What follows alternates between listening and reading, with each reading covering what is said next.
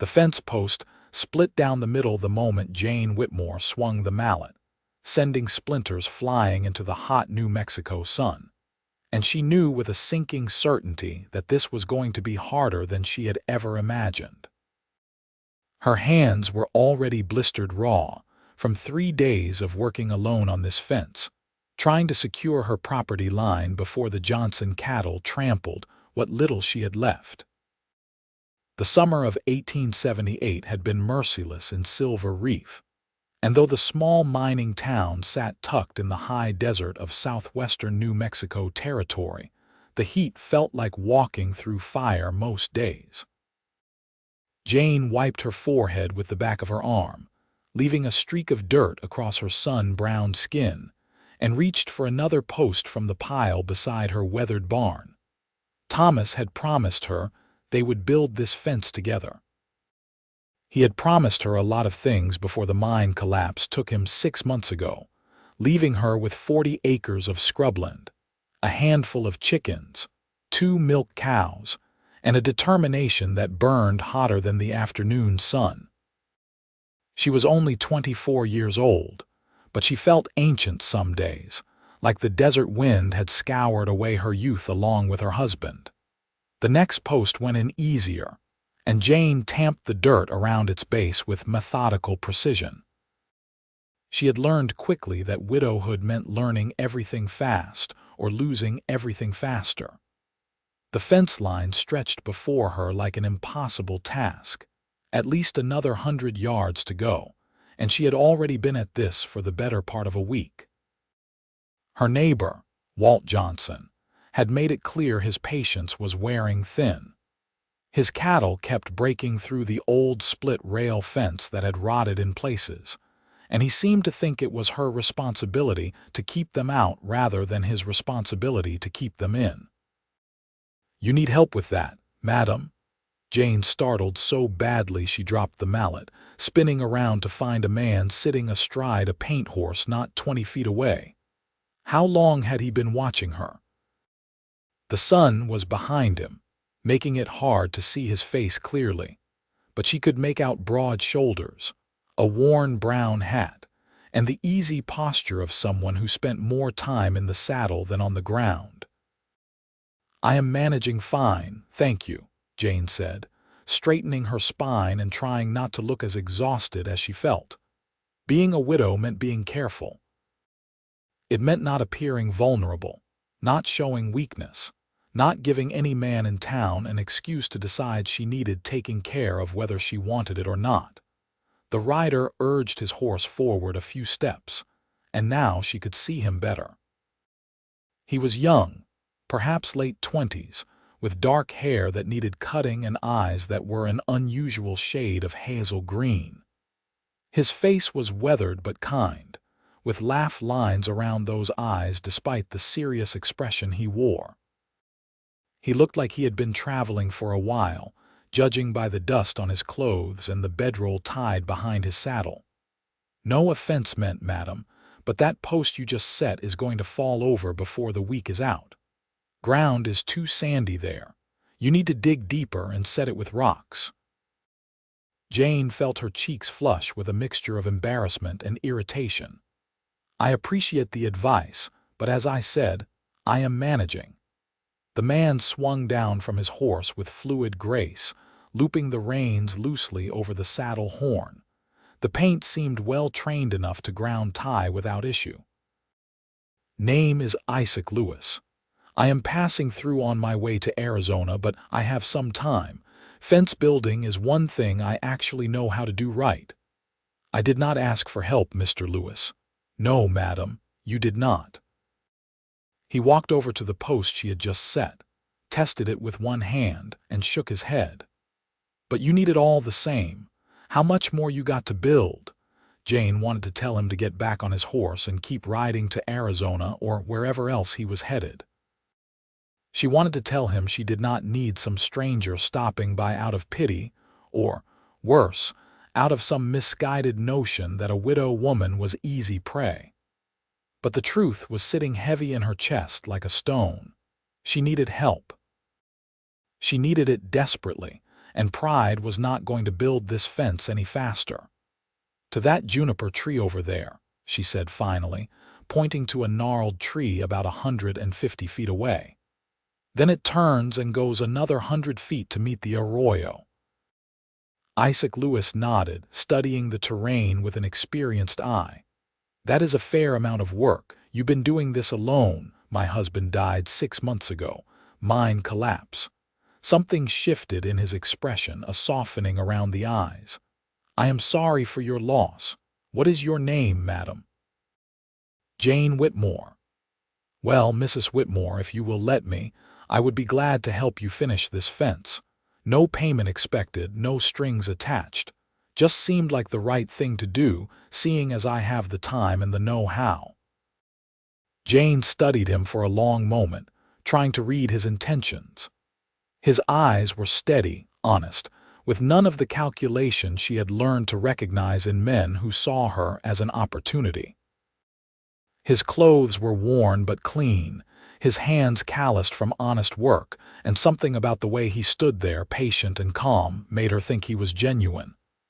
"Why would you do that?" she asked. "You do not know me. You do not owe me anything." Isaac looked out across her property, at the small house with its sagging porch, the barn that needed new shingles, the garden plot she had managed to coax into producing beans and squash. "My mother was widowed when I was 15. Watched her try to hold our ranch together by herself while people in town either ignored her or tried to take advantage. Some decent folks helped her, asked nothing in return, and that made all the difference. Figure I can pay that forward." It was a simple answer, and something about it rang true. Jane found herself nodding before she could overthink it. "All right then, Mr. Lewis. I would appreciate the help, but I do have some rules. I would expect nothing less. You sleep in the barn, not in the house. You eat the meals I provide, but we eat at separate times unless I say otherwise. And the moment this fence is finished, you go on your way to Arizona or wherever you were headed." "Agreed." Isaac tipped his hat slightly. "Agreed, madam, though I will say, for the sake of efficiency, we will get this done faster if we work together. Meaning I would appreciate being able to ask you questions and get your input while we are building." "That is acceptable," Jane said, and she almost smiled at the formal way they were negotiating this arrangement. Almost, but not quite. She had not had much reason to smile lately. They worked through the rest of the afternoon in relative silence, falling into an easy rhythm. Isaac was right about needing to dig the holes deeper, and he showed her how to build up a base of rocks before setting the post, creating a more stable foundation. He worked quickly but carefully, and Jane noticed how he handled the tools with the confidence of someone who had done this hundreds of times before.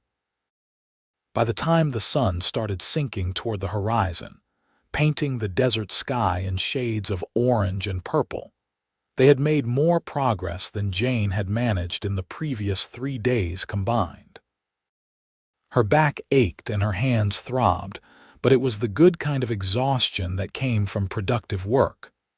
"There is a pump by the barn," Jane said as they gathered the tools. "You can water your horse and wash up. I will bring some supper out to you when it is ready." "Much appreciated, Mrs. Whitmore." Jane walked back to the house on legs that felt like they might give out any moment.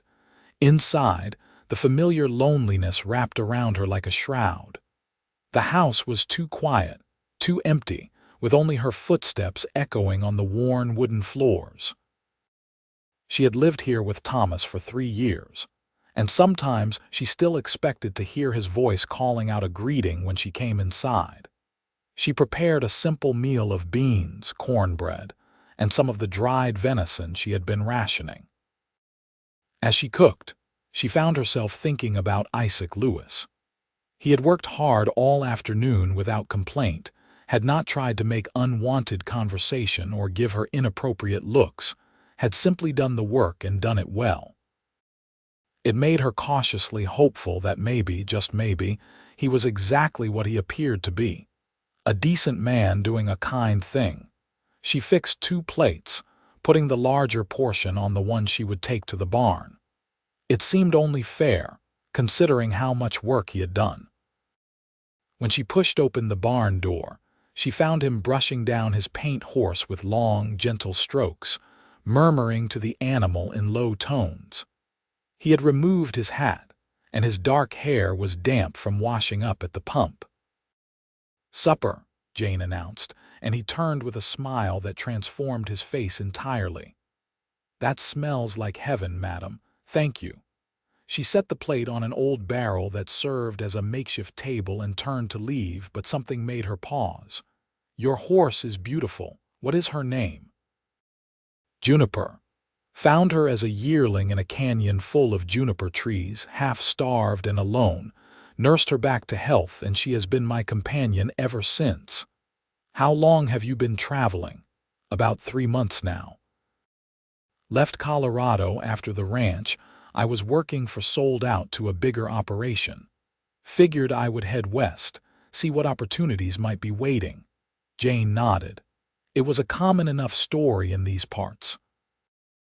The West was full of people looking for fresh starts, new chances, a place to finally settle down or the freedom to keep moving.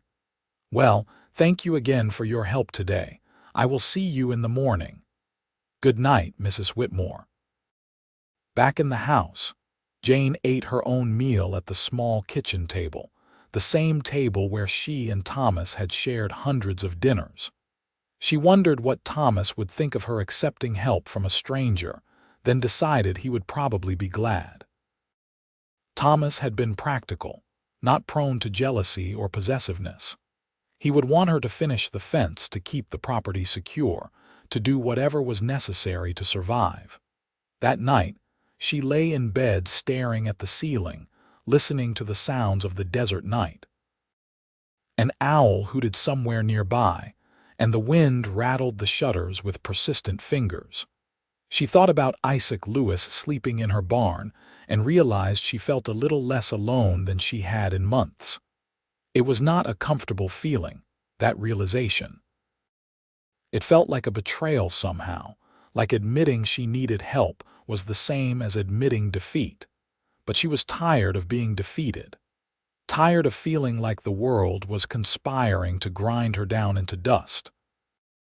If accepting help from a passing cowboy was what it took to get this fence built and secure her property, then she would swallow her pride and accept it. The next morning dawned clear and already hot. Jane was up before sunrise, as was her habit, tending to the chickens and milking the cows before starting breakfast.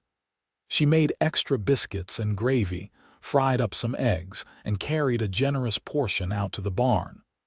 Isaac was already awake, sitting on a hay bale and checking over his tack.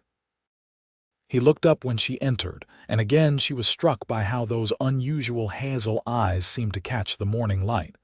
"Figured we could get an early start before it gets too hot," she said, handing him the plate. "Smart thinking. Thank you for this. You are a fine cook, madam."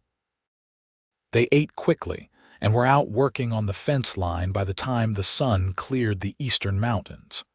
The work went even faster with both of them knowing what needed to be done. Isaac taught her tricks he had learned over years of ranch work. How to sight down the line to keep the posts straight, how to tell if the ground was too soft or too rocky, how to splice wire without leaving sharp ends that could injure livestock. As the morning wore on, they began to talk more. Small things at first, comments about the weather and the work, but gradually expanding into real conversation. Isaac told her about growing up on a small ranch in Colorado, about his mother's determination to keep the place running after his father died, about his 2 younger sisters who had since married and started their own families. "What brought you to New Mexico?" Jane asked as they hauled another post into position. "Honestly, got restless. Worked the same ranch for 5 years, good work and good people, but when it sold I took it as a sign. Time to see what else was out there, maybe find a place to start something of my own eventually." "Is that what you want?" Your own ranch. Isaac was quiet for a moment, tamping dirt around the base of the post. I think so. Not anything big necessarily, but a place that is mine. Land to work, animals to tend, maybe a family someday. Simple things, I suppose, but they seem harder to come by than they should be. Jane understood that feeling. She and Thomas had talked about their plans for this property, how they would expand slowly and carefully, build a life here in Silver Reef. Those dreams had died with him in the dark earth of the mine, buried under tons of rock and shattered hopes. "What about you?" Isaac asked. "What are your plans now?" It was a fair question, one Jane had been asking herself for 6 months. "Keep this place running. It is all I have. Thomas and I bought this land with everything we had, worked ourselves half to death trying to make something of it. I will not let it go without a fight." "That is admirable. A lot of people would have given up and moved back east. I have nowhere back east to return to. Parents died when I was young. No siblings, no other family to speak of. This is my home now, for better or worse." They worked through the midday heat, taking breaks in the shade of a nearby cottonwood when the sun became unbearable. Jane brought out water and some leftover cornbread, and they sat together on the hard, packed earth, watching heat shimmer across the desert. "How far is it to the nearest town from here?" Isaac asked. "Silver Reef is about 2 miles south. Small place, mostly supported by the silver mine. That is where my husband worked before the collapse." "Was it the whole mine that came down, or just one tunnel?" "Just one tunnel, but it was bad. 7 men died that day, including Thomas. Town has never quite recovered from it. Too many widows, too many children without fathers." Jane's voice tightened and she looked away. Isaac was quiet for a respectful moment before speaking. "I am sorry. That is a heavy burden for a whole community to carry. We manage. We have to." By late afternoon, they had covered significant ground. The fence line was taking shape, straight and sturdy, exactly what Jane had envisioned when she started this project alone. Looking at it, at the tangible proof of their combined effort, she felt something shift inside her. Maybe accepting help was not weakness after all. Maybe it was just being practical, being smart enough to recognize when you needed someone else's strength to complement your own. As they were finishing for the day, a rider approached from the direction of town. Jane recognized Walt Johnson immediately by his distinctive black stallion and expensive saddle. Her neighbor was a successful rancher who owned several hundred acres adjacent to her property, and he had made it abundantly clear. He thought a widow woman had no business trying to maintain a homestead alone. "Evening, Jane," Walt called out, his eyes sliding past her to Isaac with obvious curiosity. "See, you have got some help with that fence." "Good evening, Mr. Johnson. Yes, Mr. Lewis has been kind enough to assist me." Walt was a large man in his mid-40s, with a thick mustache and the kind of confidence that came from always having had money and power. He dismounted with a heavy thud and walked over, ostensibly to inspect their work, but really, Jane knew, to assess Isaac. "Isaac Lewis," Isaac said, extending his hand. Walt shook it with the aggressive grip of a man trying to prove something. "Walt Johnson. I own the spread just west of here. Been telling Jane she needs to get this fence situation handled. My cattle keep getting through that old rotten fence and I lose time rounding them up." "Well, we are making good progress," Isaac said evenly. "Should have this whole section done in a few more days." "Few more days? You planning on staying around that long?" Walt's tone suggested he found this very interesting information. "Just until the fence is finished. Mrs. Whitmore has been kind enough to provide meals while I help out." Walt's eyes narrowed slightly. "That's so. Well, Jane, you should have told me you needed help.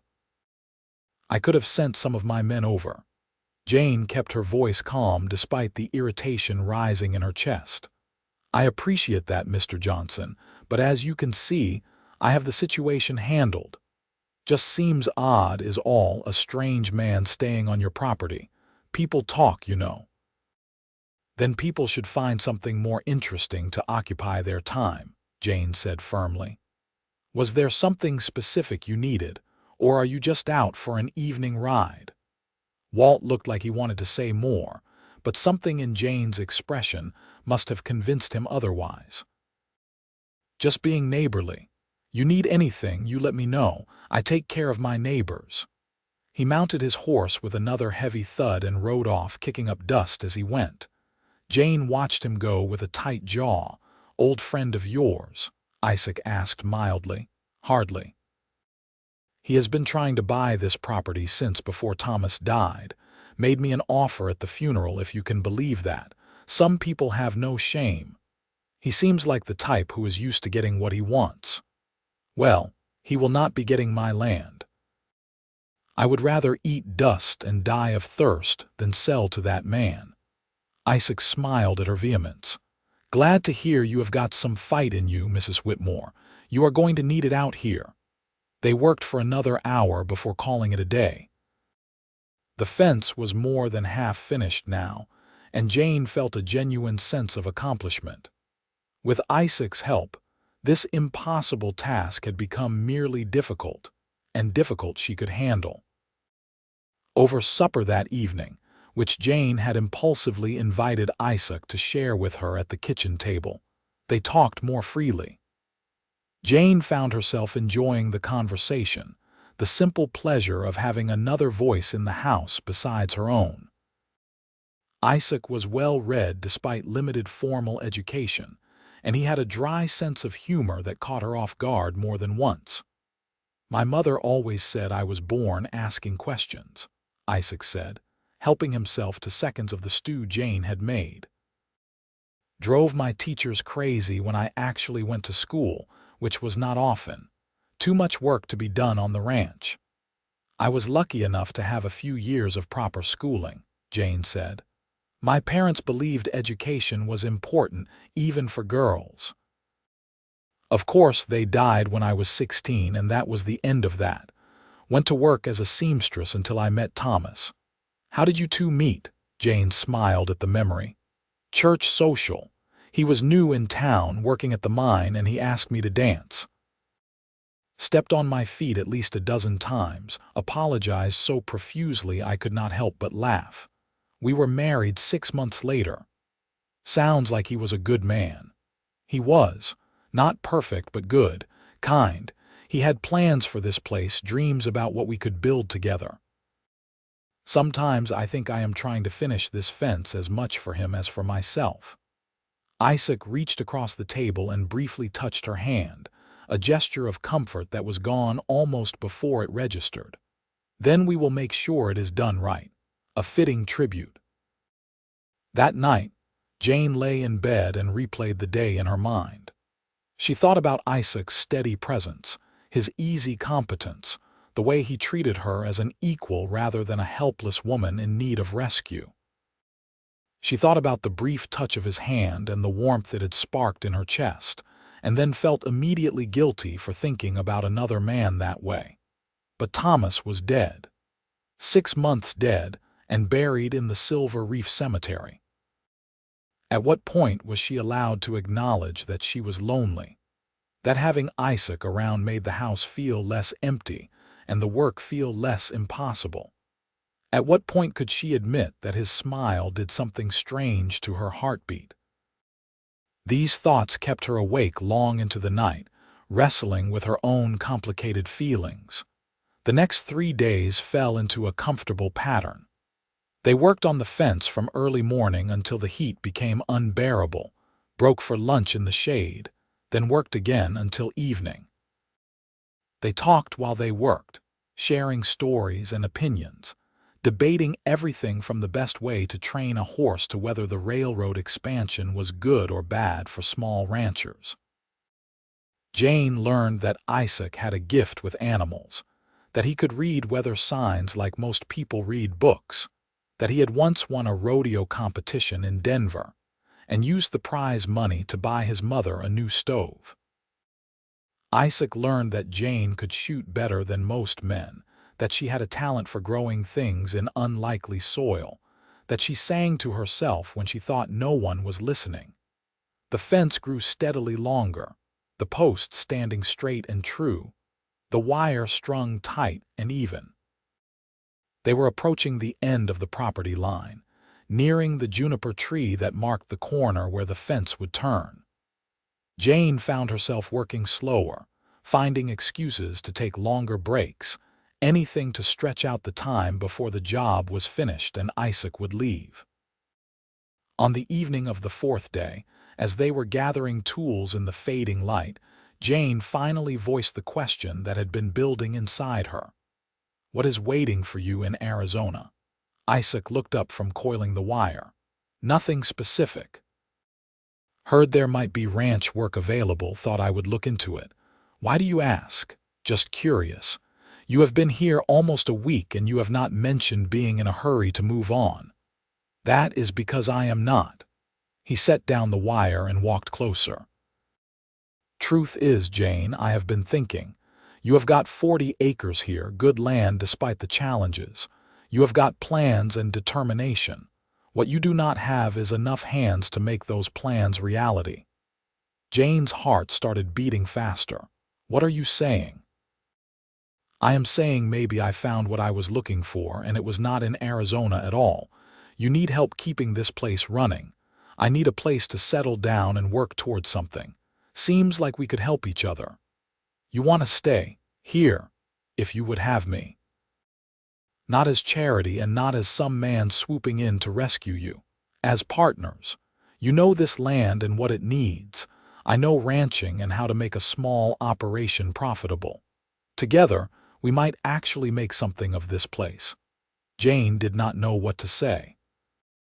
Part of her wanted to jump at the offer immediately. Having Isaac stay meant not being alone, meant having real help with the work, meant maybe, possibly, letting herself explore these confusing feelings that had been growing stronger each day.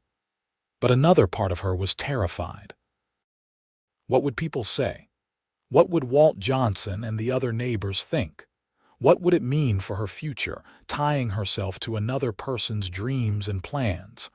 "I need time to think about this," she said finally. "Take all the time you need. I am not going anywhere tonight." That evening, Jane could barely eat.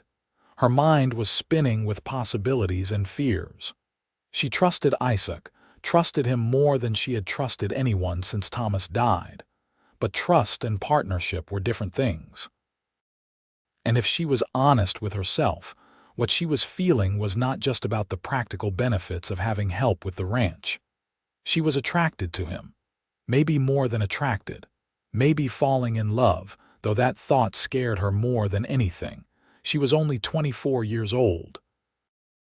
Was it wrong to imagine a future with someone new when her husband had been dead less than a year? Would Thomas want her to be alone forever, or would he want her to find happiness again? These questions had no easy answers. The next morning, Jane made a decision. Before she could talk to Isaac about his offer to stay, she needed to finish something important. After breakfast, she walked out to the barn where Isaac was brushing down juniper. "I need to go into town today," she said. "There is something I have to do. You can keep working on the fence without me if you would like." "Everything all right?" "Yes, just something I should have done a while ago." The ride into Silver Reef took about half an hour on her old mare, Daisy. The town was small, barely more than a main street with a few businesses, a church, and scattered houses spreading out into the desert. Jane rode directly to the general store, where Martha Henderson was sweeping the front porch. "Jane, how good to see you," Martha called out. She was a plump woman in her 50s who had been kind to Jane after Thomas died. "How are you managing?" "Well enough. Is your husband inside?" "He is. Go on in." Inside the dim interior of the store, among shelves stocked with everything from canned goods to farming equipment, Jane found Henry Henderson sorting through a shipment of nails. "Mr. Henderson, I need to place an order for some lumber. Enough to build a gate." "A gate?" "For that fence you have been working on." "Yes, I want a proper gate, wide enough for a wagon, and I want to commission your best carpenter to build it right." Henry's eyebrows rose. "That is going to cost you a fair amount, Jane. I have some money set aside. Thomas left me a bit, and I have been saving. This is important." What Jane did not say was that the gate represented something more than just a functional part of the fence. It represented a choice, an opening, a way to let the future in instead of just keeping the past secure. If she was going to seriously consider Isaac's offer to stay, to become partners in running this ranch, then she needed to commit to the idea that her life was not over, that new beginnings were still possible. "All right then," Henry said. "I can have Samuel start on it next week. Should take him about 4 or 5 days to build, depending on how fancy you want it. Nothing fancy, just solid and well made." "You got it. How is that fence coming along, by the way? Heard you got some help." Of course he had heard. In a town the size of Silver Reef, everyone knew everyone else's business by sundown. "Yes, a cowboy passing through has been kind enough to assist. We should have it finished in another day or 2. "That is good. You have been working too hard, trying to do everything alone." No shame in accepting help when it is offered. Jane wished more people in town shared that sentiment, but she simply nodded and left to run her other errands. She stopped by the post office, checked on the credit she still had at the feed store, and made a point to visit the church. She had not been inside since Thomas's funeral, could not bring herself to face the pitying looks and hushed whispers. But today she walked in with her head high. The church was empty except for Reverend Collins, who was arranging hymnals in the pews. He looked up in surprise when he saw her. "Jane, what a pleasant surprise." "Good morning, Reverend. I was wondering if I might speak with you for a moment." Of course. Sit down." They sat in a pew near the front, light streaming through the plain glass windows. Jane took a deep breath and forced herself to ask the question that had been weighing on her. How long is a proper mourning period, before a widow is allowed to think about the future without being judged? Reverend Collins was quiet for a moment, his weathered face thoughtful. "Is there someone specific you are thinking about?" "Maybe. I do not know. I just feel like I am betraying Thomas by even considering the possibility of moving forward." "Jane, let me tell you something. I have performed too many funerals for men who died in that mine. I have comforted too many widows and fatherless children. And what I have learned is that life is too short and too hard out here to waste it clinging to grief. Thomas would not want you to stop living. He would want you to be happy, to build a life, to find joy where you can. There is no set time for mourning. There is only what feels right in your own heart. And what if people talk? People always talk. That is what people do, but you are not living for them. You are living for yourself. If you have found someone who makes you want to think about the future again, that is a blessing, not a betrayal." Jane felt tears prick her eyes. "Thank you, Reverend. I needed to hear that." She rode back to the ranch feeling lighter than she had in months. The desert stretched out around her, vast and golden under the noon sun, and for the first time in a long time, it looked beautiful rather than harsh. She found Isaac right where she had left him, working methodically on the fence line.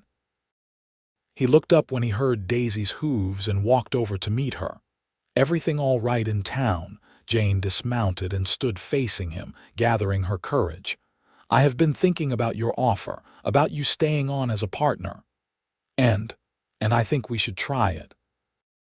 But there have to be clear terms. This is still my land, my ranch. I appreciate your experience and your help, but I am not handing over control to anyone. We make decisions together, equal partners." "Agreed."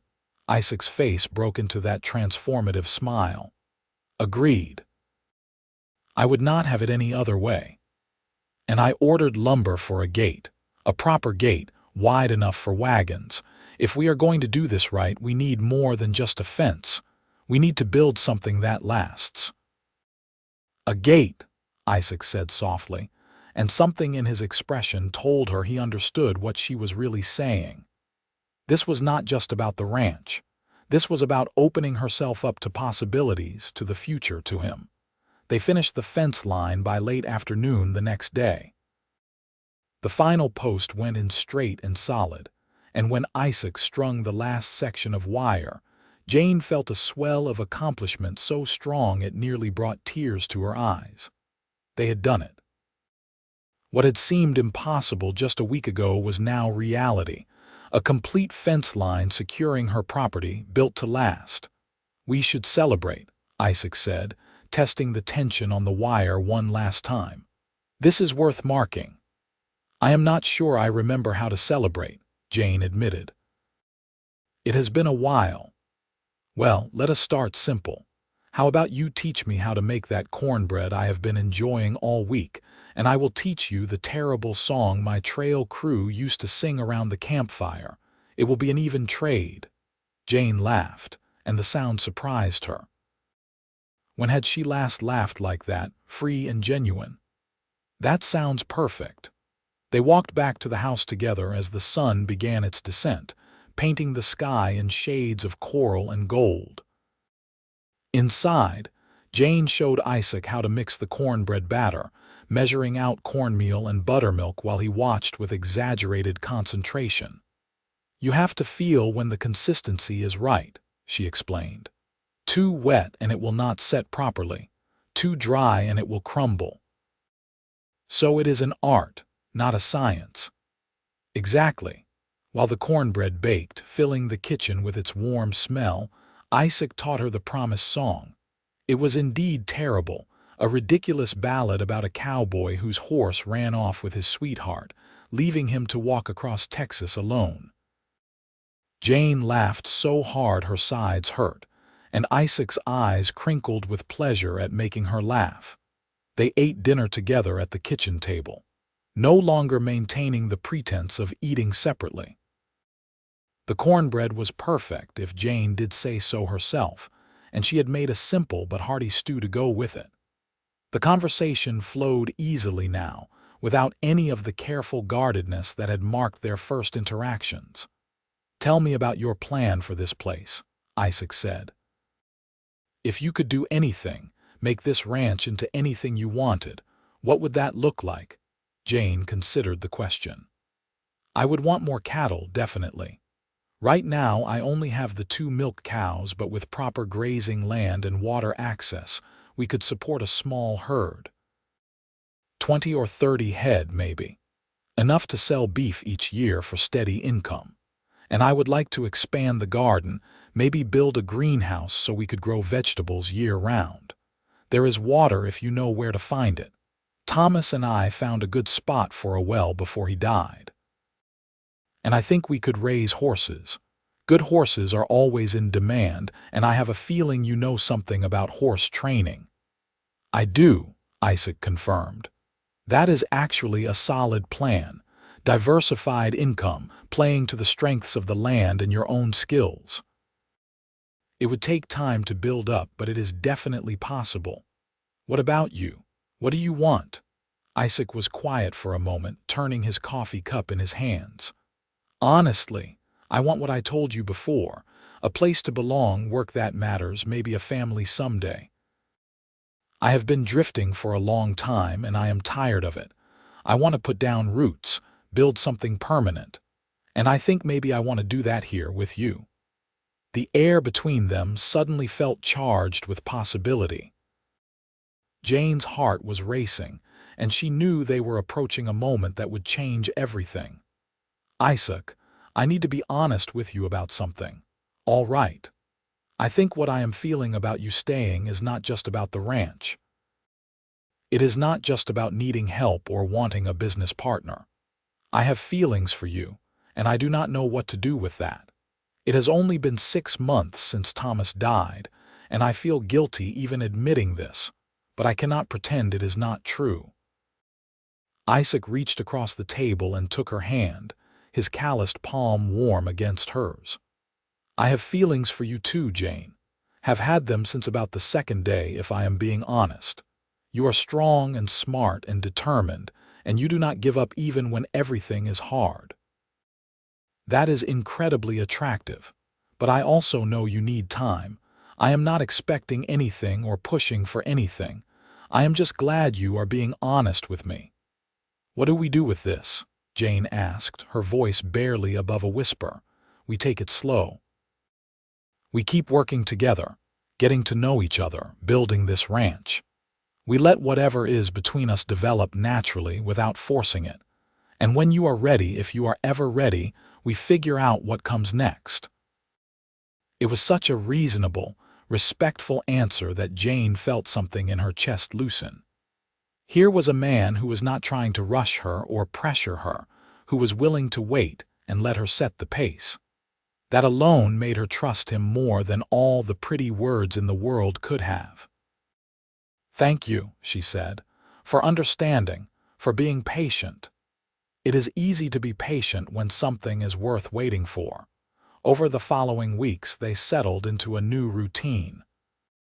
Isaac moved his few belongings from the barn into the small room off the kitchen that had been meant as a pantry, but would serve well enough as sleeping quarters.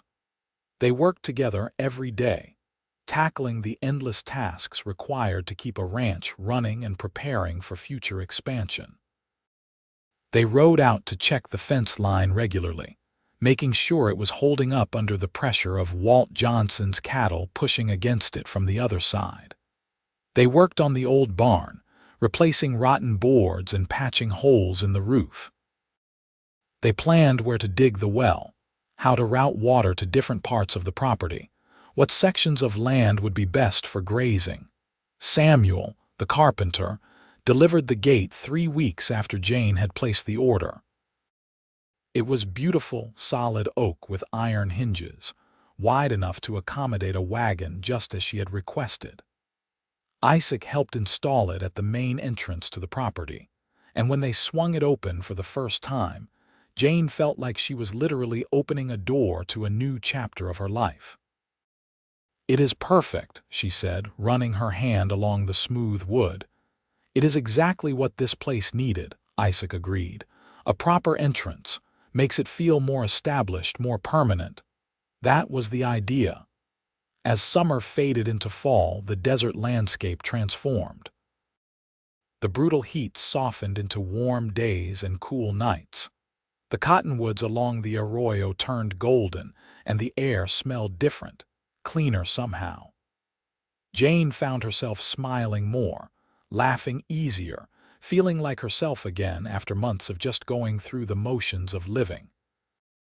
She and Isaac developed an easy intimacy that was not yet romantic, but was certainly deeper than friendship. They worked side by side in comfortable silence or animated conversation. They shared meals and opinions and small moments of joy. When Jane's mare had a difficult birth, and they spent all night in the barn helping deliver a healthy foal, Isaac held her hand during the worst of it, and she held his during the triumph, when the foal finally stood on wobbly legs. Walt Johnson stopped by occasionally, always with some excuse about checking the fence or looking for stray cattle, but really, Jane knew, to assess whether Isaac was still around. She made a point of referring to Isaac as her business partner, making it clear his presence was permanent and official. Walt did not like it, but there was nothing he could do about it. The town gossips talked, of course. A widow woman and a strange cowboy living on the same property, even with separate sleeping arrangements, was scandalous enough to keep tongues wagging for months. But Jane found she cared less and less what other people thought. She was happy, genuinely happy for the first time since Thomas died, and that was worth more than 100 neighbors' approval. In October, They took their first trip into town together to sell eggs and butter at the market. Jane drove the wagon while Isaac rode Juniper alongside, and it felt significant somehow, presenting themselves to the community as a partnership. Martha Henderson gave Jane a knowing smile but said nothing judgmental, and even Reverend Collins stopped by their market stall to chat, treating Isaac with warm friendliness. On the ride home, Isaac was quiet. Jane finally asked what he was thinking about. "Just that this feels right," he said. "Being here, working with you, building something real. I have not felt like I belonged somewhere in a long time, but I belong here." "I am glad you stayed," Jane said simply. "So am I." The first freeze came in early November, a hard, cold snap that had them scrambling to protect the garden and make sure the livestock had adequate shelter. They worked frantically together, hauling hay and securing shutters, and when it was finally done, they stood in the barn, breath misting in the frigid air, and just looked at each other. "We make a good team," Isaac said. "We do," Jane agreed. And then, like it was the most natural thing in the world, Isaac stepped closer and Jane did not step back. He reached up slowly, giving her every chance to pull away, and tucked a strand of hair behind her ear. His hand lingered against her cheek, warm despite the cold, and Jane leaned into the touch. "I want to kiss you," Isaac said softly, "but only if that is what you want too." "It is what I want," Jane whispered. The kiss was gentle, tentative, a question and an answer all at once. Jane felt warmth spread through her entire body, a feeling she had thought she might never experience again. When they pulled apart, Isaac rested his forehead against hers. "I love you, Jane. I think I have loved you since the day I saw you trying to build that fence alone, so determined and stubborn and refusing to give up." "I love you too," Jane said, and it felt like admitting a truth she had been carrying for weeks. "I did not think I could feel this way again, but I do. And it does not feel like a betrayal. It feels like living."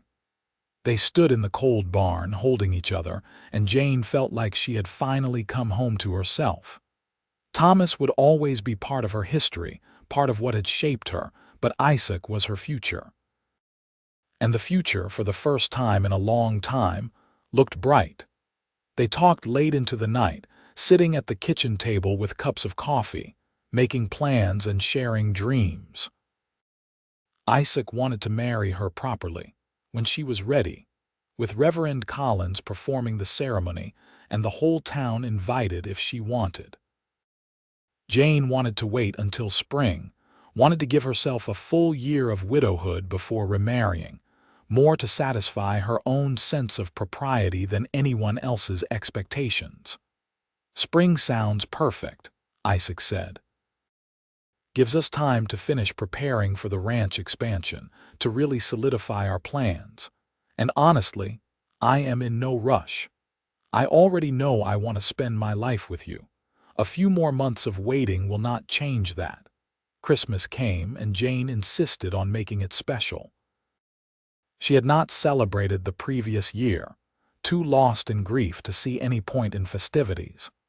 But this year she wanted to mark the season, to acknowledge how much had changed and how grateful she was for those changes. They cut a small juniper tree from the property and decorated it with strings of popcorn and paper ornaments Jane made. She baked cookies and pies, filling the house with the smell of cinnamon and nutmeg. On Christmas morning, they exchanged simple gifts. Jane gave Isaac a new hat she had special ordered from the store, a fine brown Stetson that fit him perfectly.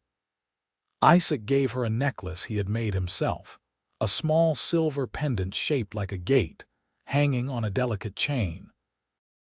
"So you always remember," he said as he fastened it around her neck, "that you opened the gate and let the future in. That took courage." Jane touched the pendant, feeling the smooth metal warm against her skin. "Thank you. It is perfect." They spent the day together, cooking an elaborate meal and just enjoying each other's company.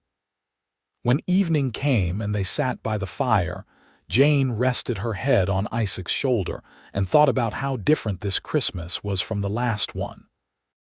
Then she had been alone, drowning in grief, wondering if she would survive another year.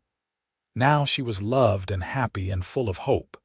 Life was strange and unpredictable, but sometimes, if you were very lucky, it could also be good. Winter passed slowly, as winters in the desert do, cold but not unbearable, with occasional snowfall that melted by midday. Jane and Isaac used the slower season to make detailed plans for the ranch. They decided to start with 10 head of cattle in the spring, buying them from a rancher Isaac knew in Colorado who raised quality stock. They would fence off a separate pasture for the cattle, using the techniques they had perfected building the original fence. They also planned to dig the well in early spring, hiring help from town for the heavy work. With reliable water access, they could support more animals and expand the garden into a real truck farm, selling vegetables in town along with eggs and butter. Isaac drew up plans for a proper horse paddock and broke area where they could train young horses to sell for good prices. In 5 years, Isaac said one night as they pored over their plans, we could have a really profitable operation. Not huge, but solid. Enough to employ a couple of hands maybe, and certainly enough to support a family.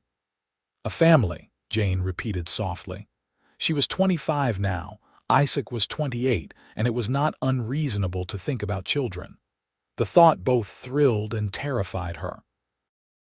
Only if that is what you want, Isaac said quickly. I know you and Thomas did not have children. I did not mean to presume. We wanted them, Jane said. We tried, but it just never happened. I do not know if it was me or him or just bad timing. But yes, I would like children. With you. Isaac kissed her, soft and lingering, and Jane felt that now familiar warmth spread through her.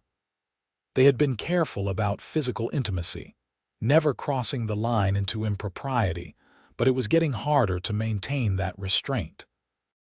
She was ready to be his wife in every sense, and spring could not come fast enough.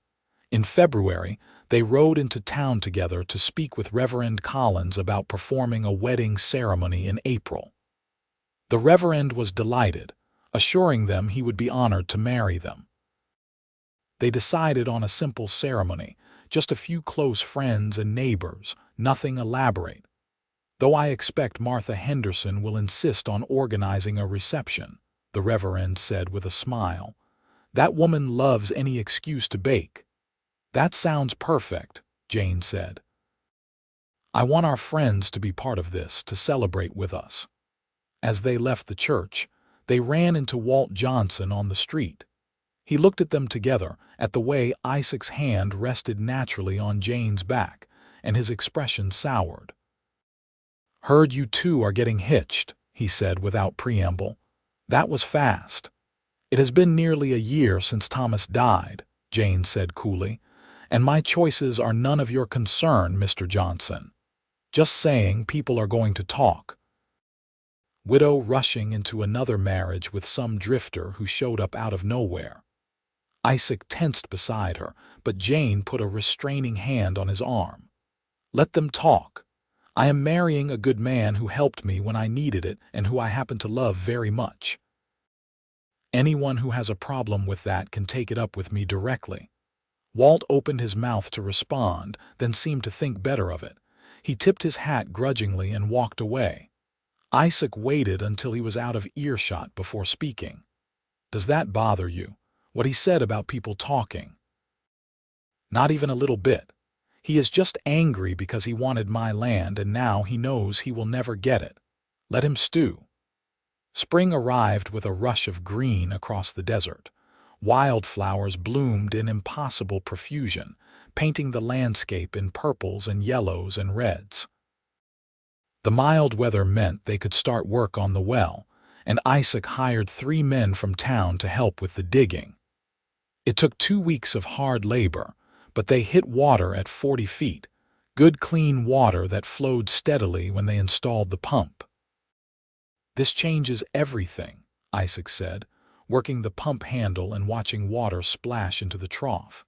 "With this, we can do everything we planned and more." The cattle arrived in mid-March, 10 beautiful heifers and 1 young bull driven down from Colorado by Isaac's friend Marcus. Marcus stayed for dinner, regaling Jane with embarrassing stories about Isaac's early days as a ranch hand, and left the next morning with a standing invitation to visit anytime. "He seems like a good friend," Jane said as they watched Marcus ride away. "He is. He was one of the few people who did not look down on me for being my mother's son after my father died. Some men get strange about that, about a woman running a ranch and her son working for her. Marcus never cared about any of that. He just saw people trying to make an honest living." April arrived with perfect weather, sunny and warm but not yet hot. The wedding was set for the last Saturday of the month, and Jane spent the week beforehand in a flurry of preparation. She made herself a simple but pretty dress in pale blue, the nicest thing she had owned in years.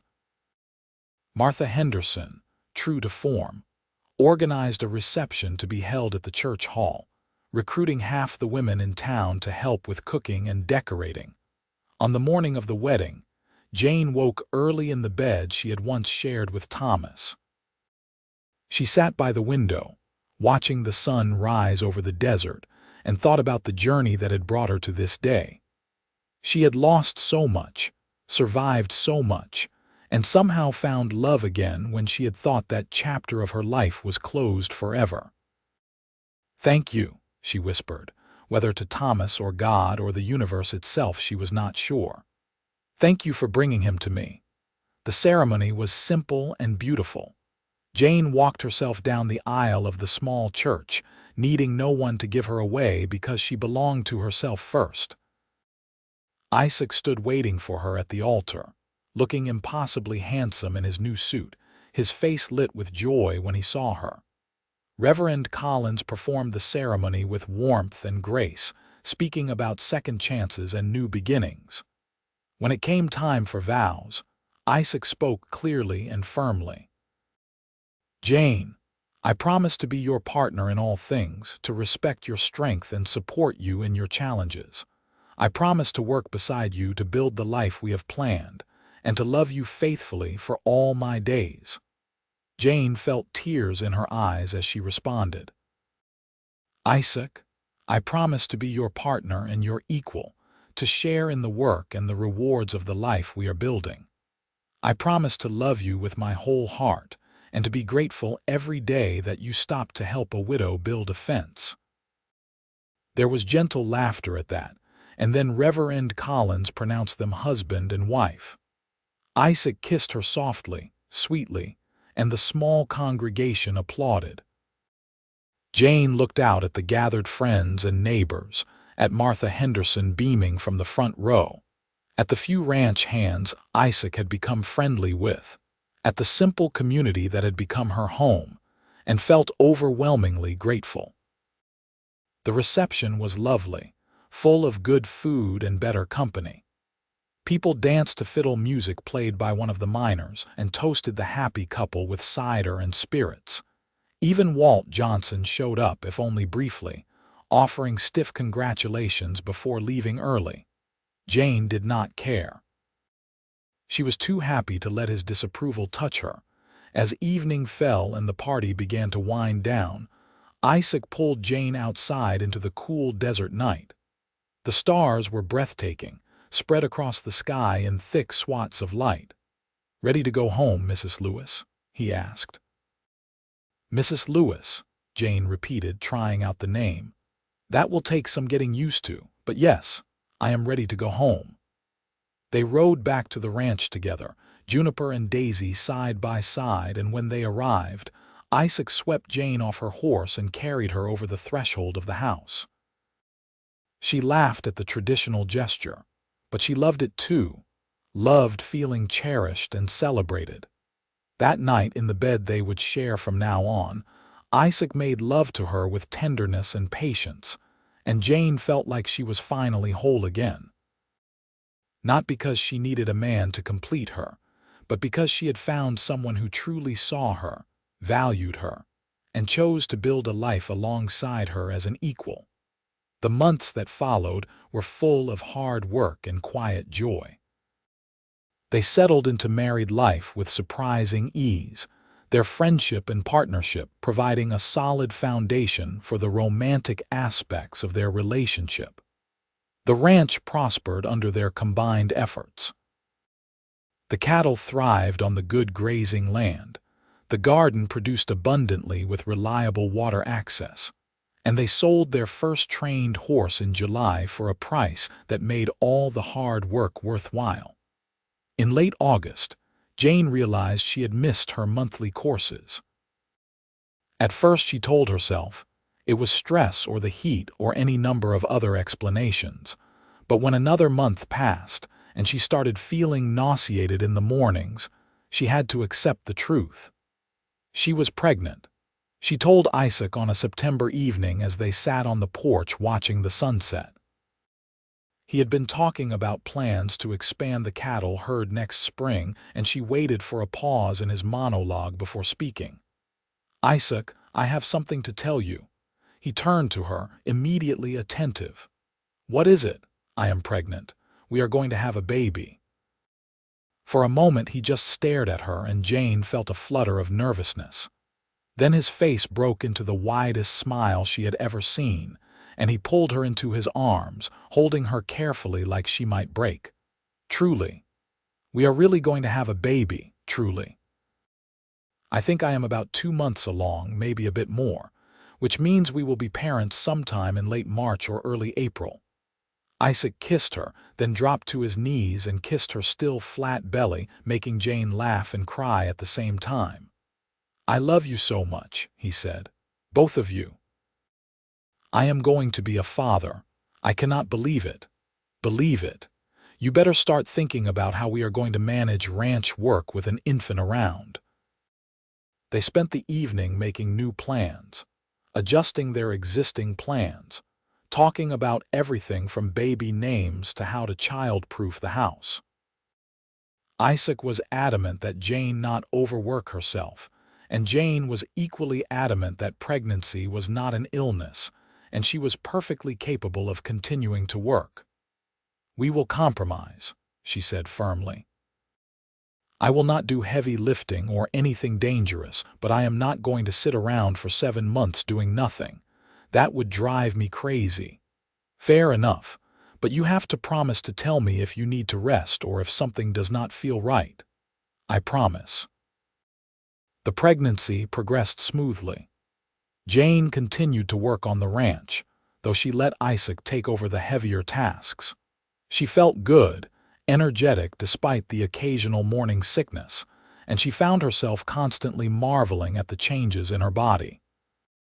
By December she was showing obviously, her belly round and firm, and Isaac loved to rest his hand there and feel the baby kick. They spent their first Christmas as a married couple in a state of happy anticipation. The ranch was doing well, better than either of them had dared hope. They had money saved, plans in place, and a future that looked bright. As they sat by the fire on Christmas Eve, Isaac with his hand on Jane's belly and Jane with her head on his shoulder, she thought about how impossible this happiness would have seemed just 2 years ago. "What are you thinking about?" Isaac asked softly. "About that fence. About how everything changed because I was too stubborn to give up, and you were too kind to ride past someone who needed help. Best decision I ever made, stopping to help you that day. Best decision I ever made, letting you." The baby came on a warm April afternoon, arriving earlier than expected but healthy and strong. It was a boy, red-faced and squalling with impressive lungs, and when the midwife placed him in Jane's arms, she fell instantly and completely in love. "He is perfect," she whispered, counting tiny fingers and toes. "He is beautiful," Isaac agreed, his voice thick with emotion. Just like his mother. They named him Thomas Isaac Lewis, honoring both the past and the future. Little Thomas was an easy baby, relatively speaking, sleeping well and eating enthusiastically. Jane had worried about how they would manage ranch work with an infant, but between the two of them, they found a rhythm. They took turns caring for him while the other worked, and when he was old enough, they brought him outside in a sling, letting him nap in the shade while they worked nearby. The ranch continued to grow and prosper. By the time Thomas was a year old, they had doubled their cattle herd and established a reputation for well-trained horses. They hired their first ranch hand, a young man named Peter who had worked with Isaac in Colorado, and the extra help made a significant difference. On their second wedding anniversary, as they sat on the porch watching Thomas take wobbly first steps across the yard, Isaac pulled Jane close. 2 years ago, you were building a fence alone, he said. Now look at us. A working ranch, good income, and this perfect little person we made together. Sometimes I still cannot believe this is my life. Sometimes I cannot either, Jane admitted, but I am so grateful for it, for you, for all of it. Think we should build a bigger fence, maybe expand our property, Jane laughed. Maybe eventually, but for now I am happy with what we have built. A home, a family, a future. That is more than enough. They sat together as the sun set over the New Mexico desert, painting the sky in familiar shades of orange and gold.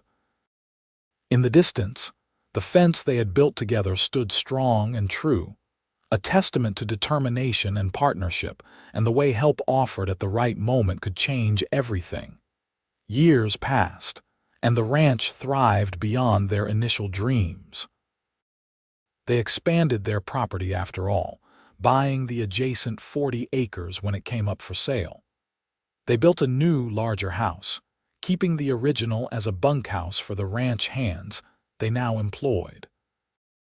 Thomas was joined by 2 siblings, a daughter named Ruth, born 3 years after him, and another son named Henry, arriving 2 years after that. Jane watched her children grow, teaching them to work the land and value hard work. She taught them to be kind but not weak, to help those who needed it, to never give up even when things seemed impossible. Isaac taught them to ride and rope, to read the weather, to care for animals with patience and respect. On warm evenings, the family would gather on the porch of the big house, and sometimes Jane would tell the children the story of how she and their father met. About the fence she was building alone, about the cowboy who stopped to help, about the gate he built that opened the way to their future. Was it love at first sight? Ruth would ask every time, even though she knew the answer. Not exactly, Jane would say honestly. It was something better. It was partnership at first sight. The love came after, but it was built on a foundation of respect and friendship and shared work. That is the kind of love that lasts. Thomas, the eldest, who had inherited his mother's determined nature and his father's steady competence, would always add, and that is why fences are important. They define boundaries, but gates let the right people in. Jane and Isaac would exchange a smile over their children's heads, remembering that long-ago day when a lonely widow and a wandering cowboy had started building something neither of them could have created alone. Walt Johnson eventually stopped bothering them, and even became relatively friendly after his own son married, and took over most of the ranch operations. Silver Reef continued its boom and bust cycle with the silver mine, but the Lewis Ranch remained steady and profitable through careful management and diversification. As Jane moved into her 40s and Isaac approached 50, they began to think about succession planning, about how to ensure the ranch would pass to their children and provide for future generations. They made sure all 3 children learned every aspect of ranch management, giving them equal voice in decisions as they got older. One evening, when Jane was 43 and the children were grown or nearly so, she and Isaac took a walk along the fence line that had started it all. The original posts had been replaced over the years, but the line itself remained, still marking the boundary of their property. "Remember when this seemed impossible?" Jane asked, touching one of the posts. "When I thought I would never get it finished." "I remember thinking you were the most stubborn woman I had ever met," Isaac said with a grin. "And the most beautiful, even covered in dust and swinging a mallet with questionable accuracy." Jane laughed. "I've gotten better at fence building over the years." "You have gotten better at a lot of things, but you were always good at the things that mattered most. Determination, courage, hope. Those are what got you through the hard times and let you build something lasting." They reached the gate, the original oak and iron gate that Isaac had commissioned all those years ago. It was weathered now but still solid, still swinging open smoothly on its hinges. Jane ran her hand along the wood, feeling the grain beneath her palm. "This gate was the beginning of everything," she said softly. "When I ordered this built, I was deciding to open my life to possibilities again, to let the future in instead of just clinging to the past. I am eternally grateful you made that decision," Isaac said, pulling her close. "My life began the day I saw you building that fence. Everything before that was just waiting." They kissed in the shadow of the gate, two people who had found each other at exactly the right moment, who had built a life and a legacy through hard work and partnership and love. Behind them stretched the ranch they had created together. Fields and pastures, barns and corrals, a house full of children and memories and laughter. As they walked back toward the house, the sun setting at their backs and the first stars beginning to appear, Jane thought about how strange and wonderful life could be. How a moment of kindness, a decision to accept help, a fence built together could become the foundation for everything that mattered. Thomas, now 21 and preparing to take on more responsibility for the ranch, was in the barn tending to a mare about to foal. Ruth was in the house practicing her piano, the music floating out through the open windows. Henry was out riding fence, checking for breaks or problems, continuing the never-ending work of maintaining what they had built. "We did good," Jane said to Isaac as they climbed the porch steps. "We did better than good," Isaac replied. "We built something real, something that will last long after we are gone." That night, lying in bed with Isaac's arm around her and the sounds of the ranch settling in for the night all around them, Jane thought back to that day 20 years ago when she had been building a fence alone. She had been a widow then, young and scared and determined not to give up. She had not known that help was coming, that her future husband was riding toward her even as she struggled with posts and wire and her own exhaustion. She could not have known that accepting help that day would lead to love, marriage, children, and a thriving ranch. She could not have predicted that the fence she was building would become the foundation for a family legacy. But she had made the choice to let someone in, to accept partnership, to build something together instead of struggling alone. And that, she thought as sleep began to claim her, had made all the difference. The years continued to roll by with the steady rhythm of ranch life. Seasons of planting and harvest, births and deaths, hard work and earned rest. Jane and Isaac grew old together, their hair turning gray, their hands becoming gnarled with arthritis, but their love remaining as strong as the day they first admitted it to each other in that cold barn all those years ago. Thomas took over primary management of the ranch when Isaac turned 60 and decided it was time to step back a bit. Ruth married a surveyor from Santa Fe and moved to the city, but visited often with her husband and eventual children. Henry stayed on the ranch, working alongside his older brother and eventually marrying a schoolteacher from Silver Reef. The ranch continued to prosper under the next generation's leadership, growing and adapting to changing times. But the fence remained and the gate remained, a reminder of where it all started. Jane made sure her grandchildren knew the story, made sure they understood that the ranch had been built on partnership and determination, and the willingness to accept help when it was offered. When Jane was 67, Isaac 70, they celebrated their 40th wedding anniversary with a big party at the ranch. Friends and family came from all over New Mexico and beyond. They ate and danced and shared stories late into the night. As the party wound down and the guests began to depart, Jane and Isaac stood by the old gate one more time, holding hands as they had done countless times over the decades. 40 years, Isaac said wonderingly. Feels like both forever and no time at all. Best 40 years of my life, Jane said. Every single day with you has been a gift.